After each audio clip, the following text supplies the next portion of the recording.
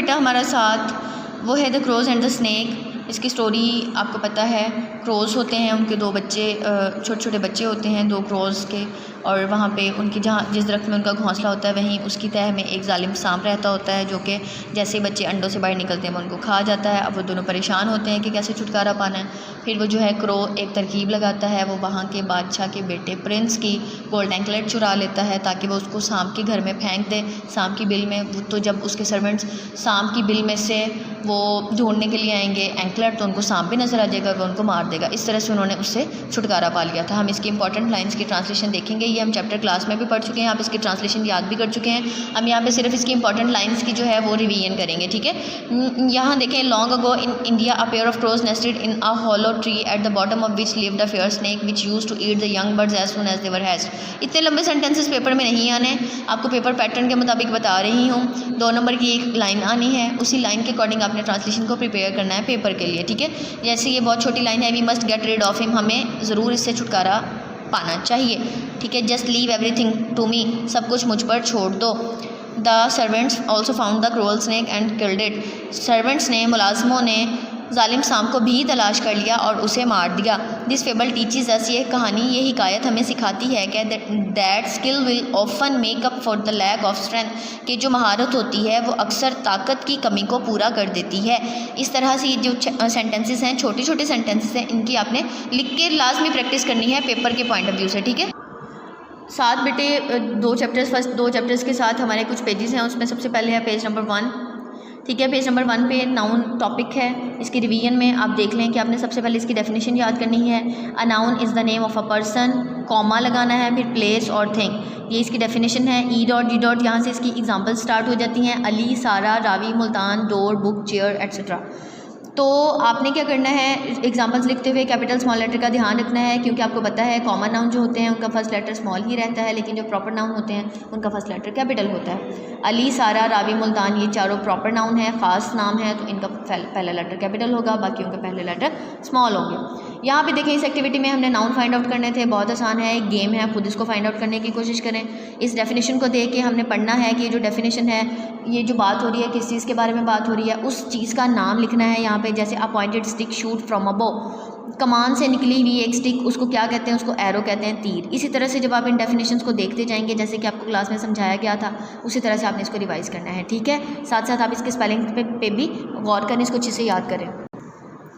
Page number 3 पे है adjective, इस पे भी ऐसे ही है बेटे, आपने पहले एडजेक्टिव की डेफिनेशन याद करनी है। A word which describes a noun, एक वर्ड जो नाउन को डिस्क्राइब करता है उसे एडजेक्टिव कहते हैं। ये साथ इसकी एग्जांपल्स हैं, हॉट, कोल्ड, गुड, बैड, ठीक है, हार्ड, सॉफ्ट, थ्री एट्सेट्रा। यूँ इसकी आप पहले डेफिनेशन याद करेंगे, फिर आप एक्टिविटी में से यहाँ से एडजेक्टिव फाइंड आउट करेंगे। इन फ्रेजेस में से दरमियान वाले जो एडजेक्टिव हैं वो मिसिंग हैं। नाउन को देखते हुए हमने इस लिस्ट में से एडजेक्टिव लगाने हैं, इस लिस्ट में से एडजेक्टिव लगाने हैं। Use the 10 adjectives in the list on the left to complete the phrases below.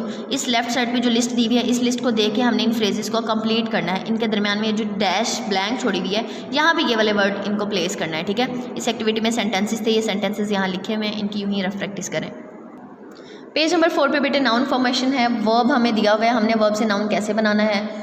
मैं आपको हमेशा से ये कहती हूँ कि आप सबसे पहले इस लिस्ट को याद करेंगे। जब आप इस लिस्ट को याद कर लेंगे तो आपके लिए इन एक्टिविटीज़ को सॉल्व करने में प्रॉब्लम नहीं होगी। आप इसको याद करेंगे, एडमायर अगर वर्ब है तो एडमायर से कौन सा नाउन बनता है, एडमायरेशन।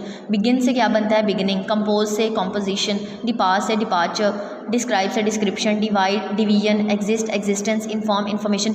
यूँ जब आप वर्ब को नाउन बनाना यहीं लिस्ट में ही सीख लेंगे तो आपको इन एक्टिविटीज़ को सॉल्व करने में प्रॉब्लम नहीं होगी। आप देखें यहाँ पे ये जो बोल्ड वर्ड्स दिए हुए हैं, इनके नाउन ही बना के यहाँ लिखने हैं। ये जो बोल्ड वर्ड्स दिए हुए हैं, हर ब्लैंक के एंड पे इनके नाउन ही बना के ब्लैंक्स में लिखने हैं। बाकी चीज़ों से परेशान होने की ज़रूरत नहीं है। जब आपको एक्चुअल फार्मूला पता होगा, जब आपको पता होगा कि इस वर्ब का नाउन किस तरह से बनना है, तो आपको इन एक्टिविटीज़ को देख के परेशान होने की भी ज़रूरत नहीं है, ठीक है। सबसे पहले इस लिस्ट को याद करें, फिर इन एक्टिविटीज़ को खुद सॉल्व करें। इस पेज पे बेटे सिंगुलर और प्लूरल नाउन है, बहुत इंटरेस्टिंग है, बहुत आसान है। इसको भी सिर्फ समझना है, कुछ भी नहीं करना। ये कुछ रूल्स दिए हुए हैं कि जब इन ये जो 4 वर्ड्स हैं इनके साथ ऐड एस ऐड करेंगे तो प्लूरल बन जाएगा। जिस वर्ड के एंड पे ओ आता है उसके साथ ऐड एस ऐड करेंगे तो प्लूरल बन जाएगा। जिन वर्ड्स के एंड पे वाई आता है तो उस वाई को चेंज कर देना है किस में, IES में, उसका प्लूरल बन जाएगा। एफ़ को किस में चेंज करना है, वी में। लास्ट लेटर को देखते जाना है, अगर लास्ट में एफ़ आया हुआ है तो एफ़ को VES में चेंज करेंगे, उनका प्लूरल बन जाएगा। ठीक है, कुछ वर्ड्स ऐसे होते हैं जिनमें डबल वॉल्स आए होते हैं तो उनको वॉल्स को चेंज करने से क्या होता है, उनका प्लूरल बन जाता है। यूज़ योर डिक्शनरी, कुछ वर्ड ऐसे होते हैं जो एक्सेप्शनल होते हैं, जिनके लिए कोई रूल नहीं होता, उनको हमें याद करना पड़ता है। माउस को प्लूरल बनाने के लिए कोई रूल नहीं है, बस हमें पता होना चाहिए कि माउस का जो प्लूरल है वो है माइस और वुमेन का प्लूरल है वुमेन। इसी लिस्ट में से ये 2 एक्टिविटीज़ हैं, इनको खुद सॉल्व करें। यहाँ पे हमने प्लूरल लिखने हैं, सिंगुलर दिए हुए हैं, यहाँ पे सिंगुलर लिखने हैं, प्लूरल दिए हुए हैं। ठीक है, पेज नंबर 7 पे है बेटा, ब्लैंक्स को हमने फिल करना है सेकंड या थर्ड फॉर्म लगा के, क्योंकि ये जो पेज है वो पास्ट टेंस के बारे में, पास्ट पार्टिसिपल के बारे में। तो पास्ट टेंस में आपको पता है हमेशा से सेकंड फॉर्म या थर्ड फॉर्म ही आती है, डिपेंड करता है सेंटेंस पे, सेंटेंस किस किस्म का है। तो सेकंड या थर्ड फॉर्म लगाने से पहले अव्वल तो हमें ये पता होना चाहिए ना कि किस वर्ड की सेकंड फॉर्म क्या है, किस वर्ड की थर्ड फॉर्म क्या है। उसके लिए हमें ये जो लिस्ट है इसको याद करना ज़रूरी है। ठीक है, सबसे पहले हम इस लिस्ट को याद करेंगे कि बीट अगर फर्स्ट फॉर्म है तो उसकी सेकंड फॉर्म क्या है, बीट। थर्ड फॉर्म क्या है, बीटन। ब्लीड की फर्स्ट फॉर्म है ब्लीड, सेकंड है ब्लड, थर्ड है blood. Catch caught caught, forget forgot forgotten, hold held held, shake shook shaken, strike struck struck, swim swam swum, throw threw thrown, write wrote written.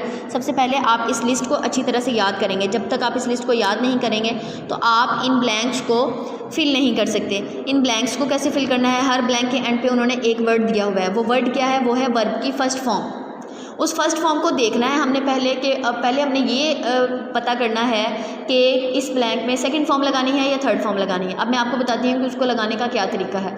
आपने देखना है कि blank जो है, जो खाली जगह है, उससे पहले अगर तो हेल्पिंग वर्ब आया हुआ है, अगर तो हेल्पिंग वर्ब है तो थर्ड फॉर्म आएगी ब्लैंक में। अगर ब्लैंक से पहले हेल्पिंग वर्ब नहीं है तो सेकंड फॉर्म आएगी। यही इसकी निशानी है, परेशान होने की ज़रूरत नहीं है। आपको पहले से ही पता होगा इस वर्ड की ये जो वर्ब की फर्स्ट फॉर्म है उसकी सेकंड फॉर्म क्या बनती है, थर्ड फॉर्म क्या बनती है। अब आप ये पहला सेंटेंस देखें, Philip dash from the beach. अब डैश से पहले क्या आया है, फिलिप। फिलिप एक नाम है, कोई हेल्पिंग वर्ब नहीं आया।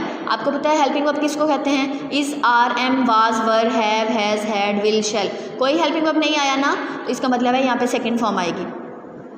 पहली सारी एक्टिविटी में सेकंड फॉर्म्स ही आएंगी क्योंकि इनमें ब्लैंक से पहले हेल्पिंग वर्ब नहीं आया। सेकंड वाली एक्टिविटी में ब्लैंक से पहले हेल्पिंग वर्ब आया हुआ है, ये देखें, वाज, हैड, वर। तो जहाँ पे हेल्पिंग वर्ब आ जाए वहाँ पे थर्ड फॉर्म आती है।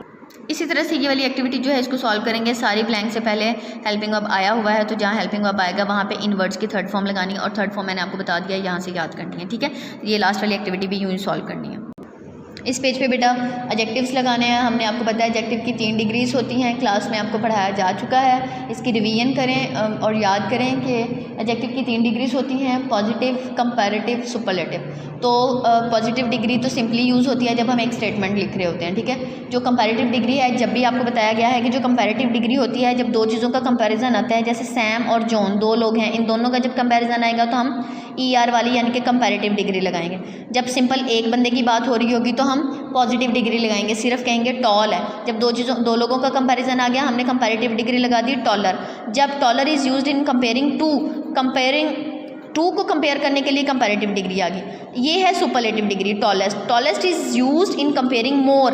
जब हमने 2 से ज़्यादा चीज़ों को, 2 से ज़्यादा लोगों को कंपेयर करना होता है तो हम सुपरलेटिव डिग्री यूज़ करते हैं। इन ब्लैंक्स को सॉल्व करने के लिए आपको एंड पे उन्होंने एडजेक्टिव तो दे दिया है लेकिन उसकी दी है फर्स्ट डिग्री यानी कि पॉजिटिव डिग्री दी है। उसकी कंपैरेटिव डिग्री हमने खुद बनानी है। कंपैरेटिव डिग्री कैसी बनती है, पॉजिटिव डिग्री के साथ ER लगाने से या R लगाने से कंपैरेटिव डिग्री बन जाती है। सुपरलेटिव डिग्री कैसे बनती है, फर्स्ट वाली डिग्री के साथ EST लगाने से सुपरलेटिव डिग्री बन जाती है। ठीक है, अब यहाँ पे हमने देखना ये है कि कहाँ पे हमने कंपैरेटिव डिग्री लगानी है, कहाँ हमने सुपरलेटिव डिग्री लगानी है। आपने सेंटेंस में देखना है अगर 2 चीज़ों का कंपैरिजन है तो कंपैरेटिव डिग्री, अगर ज़्यादा चीज़ों का कंपैरिजन है तो सुपरलेटिव डिग्री। मैं आपको समझा देती हूँ। Emily is the dash of the 2 sister. ठीक है, 2 लोगों का कंपैरिजन आया हुआ है लेकिन द आ गया है, सुपरलेटिव डिग्री है, इसलिए यहाँ पे सुपरलेटिव डिग्री आएगी ओल्डेस्ट। ठीक है, this is the dash classroom in the school. सारे क्लासरूम्स का कंपैरिजन जब आ रहा है तो भी यहाँ पे सुपरलेटिव डिग्री आएगी कोल्डेस्ट। ठीक है, यहाँ देखें, high street is a much dash street than the west street. West street और हाई स्ट्रीट दो चीज़ों का कंपैरिजन आया ना, तो यहाँ पे कौन सी डिग्री आएगी? Comparative degree. यही इसका रूल है, दो चीज़ों का कंपैरिजन है कंपैरेटिव डिग्री, ज़्यादा चीज़ों का कंपैरिजन है सुपरलेटिव डिग्री। सुपरलेटिव डिग्री के साथ हमेशा द इस्तेमाल होता है, THE। ये पेज आपको पता है words to complete words. Words उन्होंने हमें ब्लैंक्स में दिए हुए हैं, आधा वर्ड लिखा हुआ है, आधे को हमने खुद फिल करना है। सेंटेंस को देख के स्पेलिंग हमने खुद गेस करने हैं कि अगर यहाँ पे CH लिखा हुआ है तो सेंटेंस के मुताबिक यहाँ पे कौन सा वर्ड बनता है जो हमें यहाँ लिखना है, जिसको कंप्लीट करके लिखना है। The baker put another dash of bread in the oven. Baker ने एक और ब्रेड का डैश रख दिया अवन में। इसी तरह से टर्न ऑफ द लाइट। इसी तरह से बाकी के सारे वर्ड्स हैं बेटे, आपने इसको सेंटेंसेस को देखते जाना है और वर्ड्स को कंप्लीट करते जाना है। ऐसा नहीं करना कि कोई भी वर्ड है तो उसके साथ कोई से भी हम अल्फ़ाबेट्स जो है अटैच कर देंगे। हमने लिखने के बाद उस वर्ड को देखना है कि क्या वो उस सेंटेंस को सूट कर रहा है। ठीक है, इसको खुद फिल करें अच्छे से। पेज नंबर 10 पे है यूजिंग वर्ड्स करेक्टली। दो वर्ड आपको दिए गए हैं। फर्स्ट एक्टिविटी में पास्ट और पास्ड दे दिया गया है, सेकंड एक्टिविटी में इट्स और इट्स दे दिया गया है। मैं इन दोनों का फ़र्क आपको बता देती हूँ। ठीक है, पहले भी बताया हुआ है, रिवीजन के तौर पे आपको बता रही हूँ। इसको दोबारा से एक बार फिर समझ लें ताकि आपको इन एक्टिविटीज़ को फिल करने में आसानी हो। यहाँ देखें, passed, I asked can to pass the jam, can pass the jam. Pass होता है पास करना। ठीक है, जैसे वो कहता है मैंने कैन से कहा कि जैम पास कर दो, तो कैन ने क्या किया? जैम पास कर दिया। तो यहाँ पे ये आ गया पास्ड। ठीक है, पास्ट क्या होता है? It is past 10 o'clock। Time के लिए, वक्त के लिए जो यूज़ होता है वो पास्ट होता है। किसी चीज़ को पास करना यानी कि जैसे क्लास को हम पास करते हैं, एग्जाम्स को पास करते हैं, किसी चीज़ को पास करते हैं एक जगह से दूसरी जगह, उसके लिए ये वाला वर्ड यूज़ होता है। अब आपने यहाँ पे देखना है इन ब्लैंक्स में जहाँ जहाँ वक्त की बात होगी, टाइम की बात होगी, गुजरे हुए वक्त की बात हो रही होगी, तो वहाँ पर हम यूज़ करेंगे पास्ट। ठीक है, और जहाँ पर चीज़ को पास करना या एग्जाम्स को पास करने की बात होगी वहाँ हम यूज़ करेंगे पास्ट। यहाँ देखें, इट्स। ठीक है, और एक ये वाला इट्स होता है कॉमे वाला, एक इट्स होता है कॉमे के बगैर वाला। अब जो कॉमे वाला इट्स होता है उसका क्या मतलब है? उसका मतलब होता है इट इज़। इसका मतलब है ये दो वर्ड्स थे जिनको हमने कॉन्ट्रैक्ट करके, इनकी कॉन्ट्रैक्शन लिखी हुई है, शॉर्ट करके लिखा हुआ है। ये दो वर्ड्स हैं, इट इज़।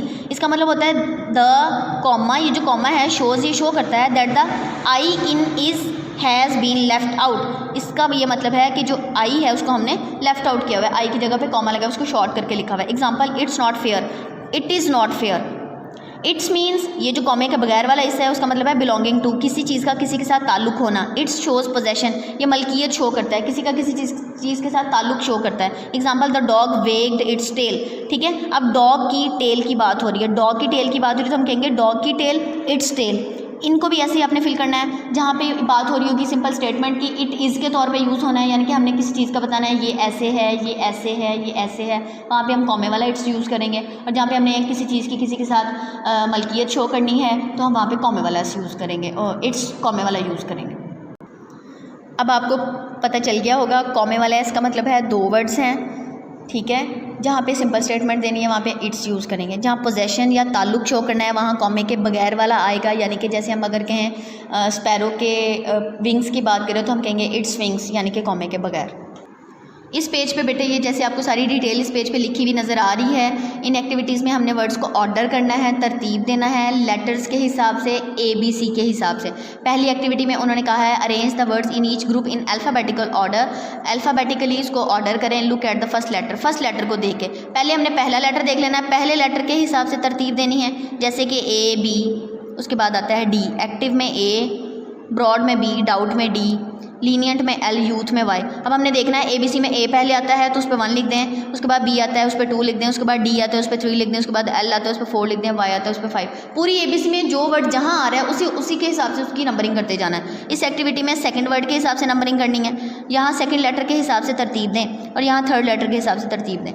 ठीक है, अब ये जो है सारे पेजेस आपको रिवाइज करवाए जा चुके हैं। पहले इस वीडियो को अच्छी तरह देखें। अगर आप इस वीडियो को अच्छी तरह देख लेंगे तो आपको बुक से भी समझने की ज़रूरत नहीं है, आपको इंशाल्लाह इसी से ही समझ आ जाएगी, आप खुद इसको सॉल्व करने के काबिल हो जाएंगे। Okay, thank you so much, अल्लाह हाफिज़। Thanks for watching. Please subscribe this channel. See you next time. Allah Hafiz.